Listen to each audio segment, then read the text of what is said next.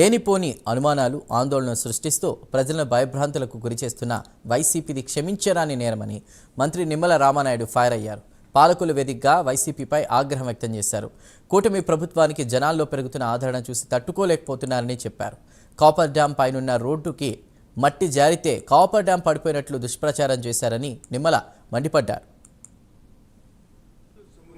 YSRCP party పాలనలో irrigation శాఖను నిర్వీర్యం చేసేసి అన్యదాతకు మరి ఎవరైతే మన అన్నదాతకు అది తీవ్రమైనటువంటి అన్యాయం చేసి క్షమించరానిటువంటి చరిత్ర వైసీపీ పార్టీది ఆ రోజు ఆంధ్రప్రదేశ్ రాష్ట్రంలో. ఎందుకంటే ఈరోజు ఈ రాష్ట్రంలో 70% మంది వ్యవసాయం మీద ఆధారపడి ఉన్నారు.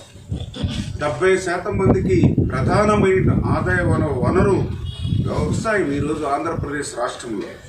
అటువంటి ఇరిగేషన్ శాఖను ఆ రోజు నిర్వీర్యం చేసి అటువంటి ఇరిగేషన్ శాఖను గాలికి వదిలేసినటువంటి చేత కానిటువంటి వైఎస్ఆర్సీపీ పార్టీ నేడు మొసలి కన్నీరు కారుస్తూ కాపర్ డ్యాము కుంగిపోయింది, ప్రకాశం బ్యారేజీ గేట్లు పనిచేయక బెజవాడ మునిగిపోతుంది, తుంగభద్ర గేట్లు కొట్టుకుపోతూ ఉన్నాయి, ఏదైతే మరి యొక్క కొండవీటి వాగు అవుట్వాల్ సురేష్ లీక్ అయి అమరావతి మునిగిపోతుంది, విష ప్రచారం ఏదైతే అటువంటి దానిలో వేసమెత్తు కూడా వాస్తవం.